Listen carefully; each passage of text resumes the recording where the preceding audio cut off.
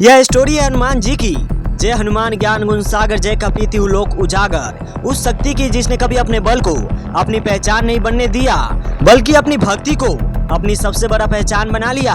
यह कोई साधारण कथा नहीं है, बल्कि उस दिव्य सत्य की यात्रा है जहाँ शक्ति, अमरता और सामर्थ्य होते हुए भी सबसे ऊंचा स्थान सिर्फ सेवा और समर्पण को दिया गया। जब संसार में अधर्म बढ़ रहा था, जब ताकत का इस्तेमाल अहंकार के लिए हो रहा था, तब सृष्टि को ऐसी शक्ति की आवश्यकता थी जो ना झुके ना टूटे, फिर भी अपने आप को सबसे छोटा माने। इसी दिव्य संतुलन से जन्म हुआ हनुमान जी का, जो केसरी और अंजनी के पुत्र थे, लेकिन वास्तव में पवन देव के आशीर्वाद और भगवान शिव के अंश माने जाते हैं। बचपन से ही हनुमान जी के भीतर ऐसी शक्ति थी जिसे स्वयं देवता भी पूरी तरह समझ नहीं पाए, लेकिन उस शक्ति से भी बड़ी उनकी जिज्ञासा थी, और उससे भी बड़ी उनकी मासूमियत, जो उन्हें बाकी सभी दिव्य अस्तित्वों से अलग बनाती थी।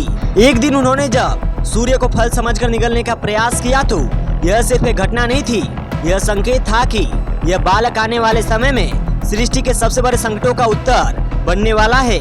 लेकिन हनुमान जी की असल कहानी उनकी शक्ति नहीं, उनकी असली कहानी वह भक्ति है जो एक क्षण में शुरू होकर अनंत तक फैल गई, और जिसने उन्हें भगवान राम का सबसे प्रिय भक्त बना दिया। और इस यात्रा में हम देखेंगे कि कैसे एक बालक जो सूर्य को निगल सकता था, उसने अपनी पूरी शक्ति को केवल सेवा में समर्पित कर दिया, और वो बन गए संकट मोचन हनुमान जी। नमस्कार, मैं हूँ वीके सिंह, और आज हनुमान जी की संपूर्ण कथा हम आपको सुनाने जा रहे हैं। हनुमान जी का बचपन किसी साधारण बालक जैसा नहीं था, लेकिन यह बात शुरुआत में किसी को समझ में नहीं आई। बाहर से वो मासूम और सामान्य बच्चे जैसे दिखते थे, लेकिन उनके भीतर छिपी हुई शक्ति हर दिन किसी न किसी रूप में धीरे धीरे सामने आने लगी थी। केसरी और अंजनी के घर जन्म लेने वाले हनुमान जी वास्तव में किसी साधारण जीवन के लिए नहीं आए थे। उनके अंदर ऐसी दिव्य ऊर्जा थी जिसे ना तो लोग पूरी तरह पहचान पा रहे थे, और ना ही देवता उनकी सीमा को समझ पा रहे थे। उनके हर व्यवहार खेल जैसा लग रहा था, लेकिन वही खेल आगे चलकर बड़े चमत्कारों का संकेत बनने वाला था, क्योंकि हनुमान जी सीमाओं में बनने के लिए नहीं थे, बल्कि उन्हें पार करने के लिए जन्मे थे।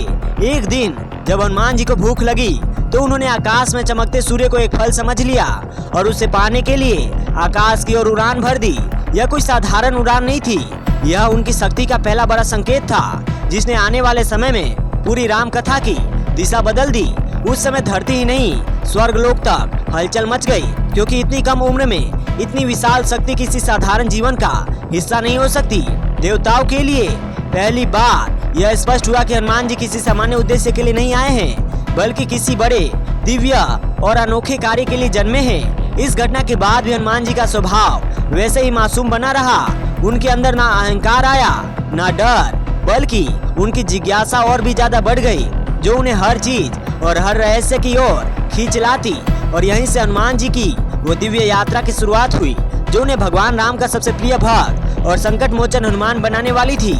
अब सवाल कि ये हनुमान जी और सूर्य जी का घटना असली रहस्य क्या था? क्या हनुमान जी वाकई में केवल सूरज को फल समझकर खा गए थे, या किसी दिव्य योजना का पहला संकेत? देखिए, हनुमान जी के जीवन की घटना बाहर से जितनी सरल है, अंदर से उतनी ही रहस्यमयी और गहरी है। क्योंकि जब हनुमान जी बाल स्वरूप में उड़ते हुए सूरज की तरफ बढ़ने लगे, तो वो दृश्य किसी साधारण बालक का नहीं था, बल्कि उस शक्ति का था जो अभी अपने असली रूप को पहचान भी नहीं पाई थी।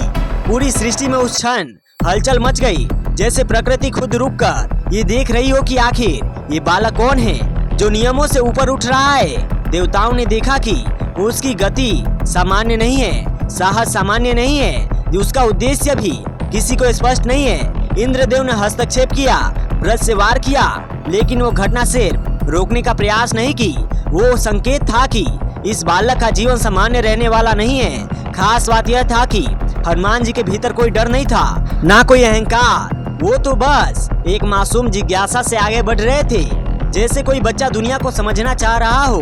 उसी घटना के बाद देवताओं को स्पष्ट हो गया कि हनुमान जी का जन्म किसी सामान्य उद्देश्य के लिए नहीं है, बल्कि किसी बहुत बड़े दिव्य कार्य के लिए हुआ है। और यहीं से उनकी वो यात्रा शुरू हुई, जो उन्हें भगवान राम के सबसे प्रिय भक्त और संकट मोचन हनुमान बनाने वाली थी। लेकिन आपके मन में सवाल होगा कि फिर हनुमान जी की शक्तियों पर रोक क्यों लगी? हनुमान जी पर इंद्रदेव के वृक्ष प्रहार के बाद केवल एक सामान्य घटना नहीं हुई थी, उनके जीवन की दिशा बदल दी गई थी। उस क्षण के बाद हनुमान जी की शक्ति अचानक शांत हो गई। वो भूल गई कि उनके अंदर कितनी विशाल ऊर्जा छिपी है और यह कोई साधारण घटना नहीं थी, बल्कि सृष्टि के संतुलन का एक हिस्सा थी। क्योंकि अगर हनुमान जी अपनी पूरी शक्ति को बिना नियंत्रण के इस्तेमाल करते तो शायद पूरी व्यवस्था के लिए असंतुलन पैदा हो जाता। इसीलिए देवताओं ने निर्णय लिया कि और यह निश्चय किया कि उनकी शक्ति को कुछ समय के लिए ढक दिया जाए, ताकि सही समय आने पर सही उद्देश्य के लिए उसका इस्तेमाल सही ढंग से किया जा सके। लेकिन हनुमान जी के भीतर वो शक्तियाँ खत्म नहीं हुई, वो छिपी हुई थी, जैसे कोई आग रख के नीचे दबा दी जाती है लेकिन बुझती नहीं है। इस घटना के बाद उनका स्वभाव पहला जैसा ही मासूम सरल रहा, लेकिन भीतर एक शांति आई थी, जैसे कुछ बड़ा होने वाला है लेकिन अभी समय नहीं आया था। इस बीच उनका जीवन धीरे धीरे एक नए मोड़ की तरफ बढ़ा, जहां उनकी मुलाकात ऐसे लोगों से होने वाली थी जो उनके भाग्य को बदलने वाले थे। यहीं से वो समय था जो देवताओं की योजना के अनुसार हनुमान जी का मार्ग भगवान राम की ओर जुड़ने वाला था, क्योंकि उनकी असली शक्ति का उपयोग केवल युद्ध या चमत्कार के लिए नहीं, बल्कि धर्म, सेवा और भक्ति के लिए होना था। और यहीं से हनुमान जी के जीवन का सबसे महत्वपूर्ण अध्याय, महत्वपूर्ण पाठ शुरू होने वाला था, जहां उनकी शक्ति भी जागेगी और उनकी भक्ति भी, और दोनों मिलकर संकट मोचन हनुमान बनाएंगे। राम जी से मुलाकात। हाँ, आपके मन में जिज्ञासा होगी कि प्रभु श्री राम से मुलाकात कैसे हुई। देखिए, हनुमान जी के जीवन का सबसे बड़ा मोड़ तब आया जब उनकी मुलाकात भगवान श्री राम से हुई, क्योंकि यह सिर्फ दो व्यक्तियों का मिलना नहीं था, बल्कि भक्ति और भगवान के बीच उस संबंध की शुरुआत थी जिससे आगे चलकर पूरी सृष्टि के उदाहरण बनना था। उस समय भगवान जी एक पर्वत के आसपास सुग्रीव की सेवा में थे, वानरों की सहायता कर रहे थे, लेकिन उन्हें अभी यह पता नहीं था कि उनके जीवन का असली उद्देश्य क्या है, उनकी भक्ति किस दिशा में जाने वाली है। उसी समय भगवान राम और लक्ष्मण माता सीता की खोज में वहां पहुंचे। सुग्रीव से संपर्क हुआ। जब पहली बार हनुमान जी ने भगवान राम को देखा तो वो कोई साधारण मुलाकात नहीं थी, बल्कि एक ऐसा क्षण था जिसमें जैसा आत्मा ने अपनी पहचान को पहचान लिया हो, और उसी एक पल में भगवान जी के भीतर एक अटूट विश्वास जगा कि यही उनके आराध्य है, यही वो मार्ग है जिसके लिए उनका जन्म हुआ है। हनुमान जी ने जब भगवान राम के शांति, मर्यादा और दिव्यता को देखा तो उनके भीतर बिना किसी संदेह के भाव उत्पन्न हुआ कि अब उनका जीवन केवल सेवा के लिए है। उस पहली बातचीत में हनुमान जी ने अपनी बुद्धिमत्ता, विनम्रता और समर्पण से भगवान राम का मन जीत लिया, क्योंकि उनकी भाषा में अहंकार नहीं था, बल्कि केवल सेवा और भक्ति का भाव था। उन्होंने न केवल सुग्रीव और राम के बीच मित्रता का माध्यम बनाया, बल्कि यह भी सिद्ध किया कि सच्ची भक्ति केवल पूजा नहीं होती, बल्कि सही समय पर सही सेवा करना होता है। यही वो क्षण था जब हनुमान जी के जीवन को एक नई दिशा मिली, उनकी शक्ति को उद्देश्य मिला, क्योंकि अब वो शक्ति केवल उनके लिए नहीं थी, बल्कि भगवान राम की सेवा के लिए थी। और यहीं से वह यात्रा शुरू हुई जिसने उन्हें भगवान राम के सबसे प्रिय भक्त और संकट मोचन हनुमान बना दिया। हनुमान जी राम जी के करीब गए, फिर सीता माता की खोज की शुरुआत की। दरअसल हनुमान जी के जीवन का सबसे निर्णायक मोड़ तब आया जब भगवान राम ने सीता माता की खोज के लिए दक्षिण दिशा की ओर वानर सेना भेजी, और इस कठिन कार्य की जिम्मेदारी सुग्रीव की सेना को मिली। उस समय यह सिर्फ एक खोज नहीं थी, एक ऐसा मिशन था जिसमें हर कदम पर अनिश्चितता और हर दिशा में खतरा था। हनुमान जी इस अभियान का हिस्सा थे, लेकिन तब उन्हें यह महसूस नहीं था कि इस यात्रा में उनकी भूमिका कितनी बड़ी होने वाली है। जब वानर सेना समुद्र के किनारे पहुंची तो विशाल सागर को देखकर सभी कुछ क्षण के लिए ठहर गए, क्योंकि सामने सिर्फ पानी थोड़ी था, बल्कि एक ऐसा सीमा था जिसे पार करना असंभव था। उसी क्षण मौन और चिंता का माहौल बना, क्योंकि आगे कोई जानता नहीं था रास्ता कैसे खुलेगा। इसी समय जामवंत ने हनुमान जी को उनके वास्तविक बल की याद दिलाई और बताया कि यह समय रुकने का नहीं है, बल्कि अपनी शक्तियों को पहचानने का है। और जैसे ही हनुमान जी को शक्ति का स्मरण हुआ, उनके भीतर वर्षों शांत पड़ी ऊर्जा फिर से जाग उठी। वो क्षण केवल एक निर्णय का नहीं था, बल्कि आत्मविश्वास के जागरण का था। उसी पल में भक्ति और शक्ति दोनों एक साथ सक्रिय हुए, क्योंकि हनुमान जी के लिए यात्रा एक कार्य थोड़ी था, यह भगवान राम की सेवा थी। बिना किसी संदेह के समुद्र पार करने का संकल्प लिया, और उसी क्षण यह स्पष्ट हुआ कि अब यात्रा सामान्य नहीं होगी, इतिहास रचेंगे। हनुमान जी ने समुद्र की ओर उड़ान भरी, और उनके मन में केवल एक भाव था भगवान राम की सेवा और सीता माता ही खोज, और यहीं से उनकी सबसे कठिन और सबसे महत्वपूर्ण परीक्षा शुरू हुई, जिसमें उनकी शक्ति, धैर्य और भक्ति तीनों की असली परीक्षा हुई। हनुमान जी ने जैसे ही समुद्र की ओर कदम बढ़ाया, हवा में एक अलग ही शक्ति महसूस होने लगी, क्योंकि यह कोई साधारण उड़ान नहीं थी, बल्कि उस संकल्प की शुरुआत थी जिसमें भक्ति ने शक्ति को दिशा दी थी। जैसे जैसे हनुमान जी आकाश में ऊंचे उड़ते गए, नीचे विशाल समुद्र और पीछे वानर सेना की चिंता धीरे धीरे छोटी होती गई, लेकिन सामने आने वाली चुनौतियां अभी भी खत्म नहीं हुई थी। सबसे पहले मार्ग में सुरसा नाम की राक्षसी आई, जिसने हनुमान जी की परीक्षा लेने के लिए अपना विशाल रूप धारण किया, और उस क्षण उसने ऐसा वातावरण बनाया जैसे यात्रा वहीं रुक जाए। लेकिन हनुमान जी ने अपनी बुद्धि और विनम्रता से उसका समाधान निकाला। बिना किसी अनावश्यक संघर्ष के आगे बढ़ते सिंहिका नाम की राक्षसी ने परछाई को पकड़ा, रोकने का प्रयास किया, लेकिन हनुमान जी ने शक्ति और समझ दोनों का उपयोग करते हुए परास्त किया।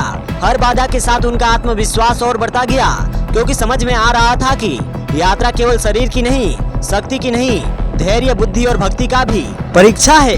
अंततः जब समुद्र के पार लंका की ओर बढ़े, तो वे क्षण केवल एक मंजिल तक पहुंचने का नहीं था, बल्कि उस पार विश्वास की जीत थी, जिसमें राम के प्रति समर्पण ने हर असंभव को संभव बनाया था। और यहीं से हनुमान जी की असली परीक्षा शुरू करी थी, जो उन्हें लंका प्रवेश और सीता माता के खुश के लिए महत्वपूर्ण अध्याय तक ले जाए। हनुमान जी ने जब समुद्र पार करके लंका की सीमा के पास पहुंचे, तो केवल एक नगर थोड़ी था, एक ऐसा राज्य था जहां हर तरफ रावण के शासन का भय, शक्ति, अहंकार फैला था। वातावरण में एक अजीब सा दबाव था, जैसे हर दिशा में निगरानी हो, हर कदम पर खतरा। लंका की रक्षा लंकिनी नाम की एक शक्तिशाली रक्षक कर रही थी, जो बिना अनुमति के किसी को भी अंदर जाने की इजाजत नहीं देती थी। जैसे हनुमान जी ने लंका पार की, लंकिनी ने रोक दिया। उसी क्षण दोनों के बीच टकराव हुआ, लेकिन टकराव केवल शक्ति का थोड़ी था, बुद्धि, धैर्य, आत्मविश्वास का भी था। हनुमान जी ने यहाँ भी अनावश्यक युद्ध में उलझने के बताए सूझबूझ और भक्ति से और शक्ति से ऐसा प्रहार किया कि वह समझ गई कि रावण के राज्य का अंत निकट है, और यह कोई साधारण वानर नहीं है। यह पल केवल संघर्ष नहीं था, बल्कि एक संकेत था कि लंका में अब एक नए अध्याय की शुरुआत हो रही है। और इसके बाद बिना समय गंवाए लंका में प्रवेश किया, लेकिन असली कार्य तो यहीं से शुरू हो रहा था, क्योंकि यह सिर्फ प्रवेश थोड़ी था, माता सीता की खोज का सबसे कठिन परीक्षा थी। लंका के हर कोने में राक्षसों का पहरा, हर दिशा में निगरानी, हर कदम पर खतरे की संभावना।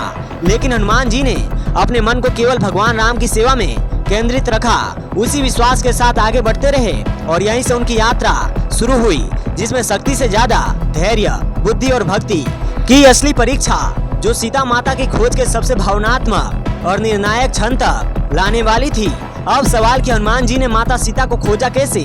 हनुमान जी लंका के हर कोने में चुपचाप आगे बढ़ते रहे, लेकिन यह साधारण खोज थोड़ी थी। हर कदम पर एक नई चुनौती, हर दिशा में नया खतरा। रावण का महल विशाल था, सोने से चमकता हुआ, लेकिन उनके अंदर छिपा हुआ अंधकार और डर हर किसी को महसूस हो रहा था। हनुमान जी का मन उस वक्त केवल लक्ष्य पर केंद्रित था, माता सीता को ढूंढना, भगवान राम तक संदेश पहुंचाना। कई स्थानों की खोज की, राक्षसों की बातचीत सुनी, हर संकेत को समझा, लेकिन कोई स्पष्ट प्रमाण नहीं मिला। काफी देर के बाद अशोक वाटिका पहुँचे, जहाँ वातावरण अलग था। एक तरफ सुंदरता, दूसरी तरफ उदासी, पीड़ा, गहरा सन्नाटा। देखा कि एक वृक्ष के नीचे माता सीता बैठी है, थकी हुई, दुखी, लेकिन धर्म और विश्वास पर। यह वो क्षण था जिसने हनुमान जी के पूरे मिशन को अर्थ दिया। तुरंत स्वयं को प्रकट नहीं किया, बल्कि पहले यह सुनिश्चित किया कि वही सीता माता है जिनकी खोज में आए हैं। जब उन्हें पूरा विश्वास हुआ, तभी विनम्रता और सम्मान के साथ परिचय दिया, भगवान राम का संदेश सुनाया। सीता माता और हनुमान जी की मुलाकात केवल संवाद नहीं था, बल्कि आशा विश्वास का जन्म था। हनुमान जी ने सीता माता को भगवान राम की कुशलता का संदेश दिया, और यह भरोसा दिलाया कि बहुत जल्द भगवान राम लेने आएंगे। इसी क्षण के बाद हनुमान जी की यात्रा का उद्देश्य पूरा, लेकिन अब एक नया अध्याय शुरू हुआ था। रावण को संदेश देना, लंका की चेतावनी देना, जो आगे चलकर परिवर्तन की शुरुआत। और यहीं पर सवाल कि हनुमान जी ने लंका क्यों जलाई। हनुमान जी जब सीता माता से मिलकर वापस लौट रहे थे, तो मिशन पूरा हो गया था, लेकिन लंका में उनका काम खत्म नहीं हुआ। क्योंकि रावण को संदेश देना जरूरी था कि भगवान राम की शक्ति से मत उलझो। जैसे हनुमान जी अशोक वाटिका से बाहर निकले, रावण के सैनिकों ने घेरा, बंदी बनाने की कोशिश की। अब हनुमान जी को बंदी बनाने की औकात कहाँ किसी की। शक्ति पहले जागी थी। रावण के सैनिकों को लगा कि वह उन्हें बांध कर ले जा रहे हैं, अहंकार शक्ति का प्रदर्शन कर रहे थे। लेकिन हनुमान जी शांत स्थिर थे, क्योंकि मन उस वक्त केवल राम जी की भक्ति में था। रावण ने भी अपमान करके डराने की कोशिश की, लेकिन हनुमान जी ने विनम्रता और साहस दोनों के साथ जवाब दिया, जिससे साफ हुआ कि यह साधारण वानर नहीं है। इसके बाद रावण ने आदेश दिया कि हनुमान जी की पूंछ में आग लगा दी जाए। यही वो क्षण था जिसने कहानी बदल दी। जैसे आग लगाई गई, हनुमान जी ने शक्ति को सीमित नहीं रखा, बल्कि उस आग को अपनी ऊर्जा में बदल दिया और पूरी लंका में छलांग लगा दी। लंका के कई हिस्सों में आग लग गई। रावण का अहंकार जल जल कर राख हो गया। यह केवल विनाश नहीं था, यह एक संदेश था कि अधर्म चाहे कितना शक्तिशाली क्यों ना हो, वो भक्ति और धर्म के सामने टिक नहीं सकता। हनुमान जी ने लंका जलाकर किसी व्यक्तिगत क्रोध का प्रदर्शन नहीं किया, बल्कि उस शक्ति का प्रतीक था जो धर्म की रक्षा के लिए जागी थी। और इस घटना ने रावण को पहली बार एहसास कराया कि उसके अंत का समय अब बहुत दूर नहीं है, क्योंकि राम का दूत आ गया है और जल्द ही श्री राम भी आने वाले हैं। लंका दहन के बाद वो हिस्सा आया जहाँ पर हनुमान जी को संजीवनी लाना था, क्योंकि युद्ध की शुरुआत हुई थी। भगवान राम आए, फिर युद्ध शुरू हुआ। युद्ध जब हुआ तो लक्ष्मण जी गंभीर रूप से घायल हो गए। मेघनाथ ने उन पर हमला कर दिया था और यह सबसे कठिन क्षण था, क्योंकि ऐसा लग रहा था स्थिति संभालना मुश्किल है। लेकिन भगवान राम के लिए क्षण भावनात्मक था, इसीलिए इस समय जामवंत ने हनुमान जी को उन्हें कर्तव्य की याद दिलाई और कहा, वही ऐसा काम कर जो उसे संभव लग रहा हो। हनुमान जी बिना किसी देरी के संजीवनी बूटी के लिए हिमालय की ओर निकले। उस वक्त तो शिव का भगवान राम का आदेश था, या कहे कि आदेश से ज्यादा भगवान राम की सेवा का अवसर था। हनुमान जी हिमालय पहुँचे तो कहा गया, संजीवनी बूटी एक विशेष पर्वत पर मिलती है। वहाँ पहुँचे तो पहचानना मुश्किल, समय कम था। लक्ष्मण जी की स्थिति गंभीर थी और चारों तरफ हर जड़ी बूटी चमक ही रही थी। बिना किसी देरी के पूरा पर्वत एक साथ उठाकर ले गए। यह कोई साधारण कार्य नहीं था, बल्कि उस शक्ति संकल्प भक्ति का सबसे बड़ा प्रभाव था। जब वे पर्वत लेकर लौटे तो पूरी सेना ने देखा कि केवल शक्ति नहीं, अटूट विश्वास का परिणाम है। और समय पर संजीवनी पहुंचने से लक्ष्मण जी की जान बच गई, जिससे समझ में आया कि वो केवल योद्धा नहीं है, बल्कि राम भगवान के सबसे बड़े सहायक, संकट मोचन है, जिनकी भक्ति असंभव को भी संभव बना दे। जब युद्ध समाप्त हुआ तो सिर्फ रावण का अंत नहीं हुआ था, वर्षों से चले आ रहे भय, अन्याय का भी अंत हुआ। उसी के साथ वानर सेना ने भी गहरी राहत की सांस ली, शांति फैली, क्योंकि कठिन समय बीत गया था। लेकिन इस जीत के सबसे बड़े योगदान करने वालों में से एक हनुमान जी, जिन्हें बार बार साबित किया कि सच्ची शक्ति केवल युद्ध में नहीं होती, सही समय पर सही सेवा करने में भी होती है। लक्ष्मण जी के जीवन का वापसी युद्ध के विजय के बाद भगवान राम के लिए क्षण भावनात्मक था, क्योंकि हनुमान जी के समर्पण को पहली बार इतनी गहराई से महसूस किया, जहां कोई स्वार्थ नहीं था, कोई अपेक्षा नहीं थी, केवल सेवा। जब अयोध्या में राम राज्य की स्थापना हुई, तभी हनुमान जी का स्वभाव नहीं बदला, क्योंकि उनके लिए कोई सिंहासन या सम्मान मायने नहीं रखता था। उनके लिए सबसे बड़ा सुख भगवान राम की सेवा करना था। राजसी जीवन को नहीं चुना, एक सेवक के तौर पर रहना पसंद किया, क्योंकि उनकी भक्ति किसी परिणाम पर आधारित नहीं थी, वो पूरी तरह समर्पण पर आधारित थी। कहा जाता है कि भगवान राम ने हनुमान जी को अमरता का वरदान दिया, ताकि जब तक इस संसार में राम कथा का नाम हो, तब तक हनुमान जी भी अपने उद्देश्य में भक्तों की रक्षा करे। इसलिए हनुमान जी को चिरंजीवी माना गया, जो समय और मृत्यु से परे है। उनकी उपस्थिति आज भी संकट के समय भक्तों के विश्वास का आधार है। लेकिन सबसे बड़ी बात यह है कि हनुमान जी कहानी किसी अंत पर खत्म नहीं होती, क्योंकि सच्ची भक्ति समाप्त नहीं होती, वो जीवित रहती है।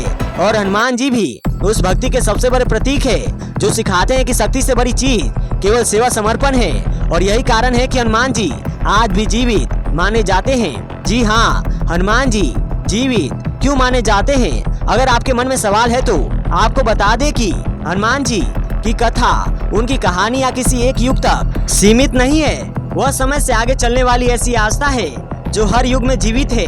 कहा जाता है, जब जब संसार में संकट बढ़ेगा, भक्ति कमजोर होगी, तब हनुमान जी की उपस्थिति किसी न किसी रूप में महसूस की जाएगी। कभी आस्था के रूप में, कभी शक्ति के रूप में, कभी उस विश्वास के तौर पर जो इंसान को टूटने से बचाता है।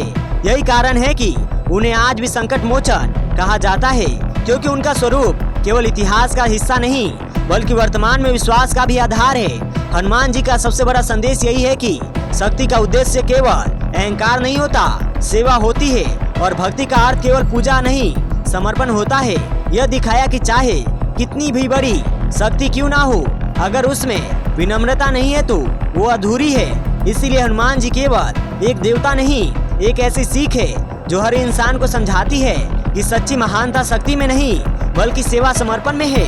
आज भी भक्त संकट में होते हैं तो उनका नाम लेते हैं। वो सिर्फ एक नाम थोड़ी है, विश्वास है, आशा है, शक्ति है जो मन के डर को बाहर निकालती है। और इसी कारण हनुमान जी की कथा कभी समाप्त नहीं होती, क्योंकि वो हर उस पल में जीवित रहती है जहाँ विश्वास, भक्ति, साहस बाकी है। यही उनकी असली अमरताई कहानी है, और यही इस पूरी कथा का सबसे बड़ा सत्य है कि हनुमान जी कभी कहानी नहीं बनते, हमेशा अनुभव बन के रहते हैं। अब कुल मिलाकर की हनुमान जी की कहानी का सार क्या है, तो देखिए हनुमान जी की पूरी कथा हमें सिर्फ चमत्कार, युद्ध की कहानी नहीं सुनाती, यह समझाती है कि असली शक्ति शरीर में नहीं मन के समर्पण में है। हनुमान जी की कहानी सिखाती है कि जब शक्ति में अहंकार नहीं होता, भक्ति में शर्त नहीं होती, तब एक ऐसा स्वरूप बनता है जो समय मिटा नहीं पाता। हनुमान जी अपने पूरे जीवन में यही साबित किया कि महान वो नहीं है जो शक्तिशाली है, महान वो जो अपनी पूरी शक्ति को किसी और की सेवा में समर्पित करते हैं। इसीलिए हनुमान जी की कथा सिखाती है कठिन समय में डर नहीं, विश्वास काम आता है। सच्ची भक्ति रास्ता बनाती है, चाहे कितनी भी परिस्थितियां असंभव लगे।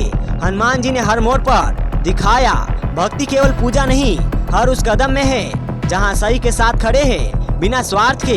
यही कारण है कि उनका नाम हर संकट में ले आता है, क्योंकि वह केवल इतिहास का हिस्सा नहीं, विश्वास की जीवित शक्ति है। और इसीलिए अंत में वह सत्य रह जाता है जो हनुमान जी कभी समाप्त नहीं होते, क्योंकि जो भक्ति पर आधारित हो वो कभी खत्म नहीं हो सकता। वो जीवित रहता है, हमेशा प्रेरणा देता है, हमेशा रास्ता दिखाता है। इसी कारण हनुमान जी आज भी उतने जीवित है जितने रामायण के समय। फर्क इतना है कि वो हमारी आस्था, हमारे विश्वास से बचते हैं। इसलिए उनकी कथा सिर्फ सुनने के लिए नहीं है, समझने के लिए है, क्योंकि याद दिलाती है कि शक्ति किसी को हराने के लिए नहीं, मदद करने के लिए, भक्ति पूजा करने के लिए नहीं, कर्म और नियत को सही रखने के लिए। इसीलिए अगर इस कहानी को सुनते हुए आपको महसूस हुआ हो कि सच्ची सेवा समर्पण में है, तो इसे सिर्फ अपने तक मत रखिएगा, उन लोगों तक पहुंचाइएगा जिन्हें जरूरत है इनकी। क्योंकि आज के समय सबसे बड़ी ताकत ज्ञान नहीं, सोच है, और वो भी सही होनी चाहिए। अगर आपने यहाँ तक कहानी सुनी ही है तो एक छोटा सा काम कीजिएगा, इस सोच को आगे बढ़ाइएगा। अच्छी बातें तब बदलती है जब वे लोगों तक पहुँचती है। इसीलिए अगर कथा पसंद आई हो तो इस कहानी को अपने लोगों से शेयर जरूर कीजिएगा, हमसे जुड़िएगा, ताकि हम वह कहानी आप तक लाए जो आपके जीवन में बदलाव ला सके। बाकी हनुमान जी के जीवन का कौन सा हिस्सा आपको सबसे ज्यादा पसंद आया वो कमेंट सेक्शन में जरूर लिखिएगा, अपनी स्पीड जरूर बताइएगा। जय हनुमान, जय जय श्री राम, जय हिंद, जय भारत।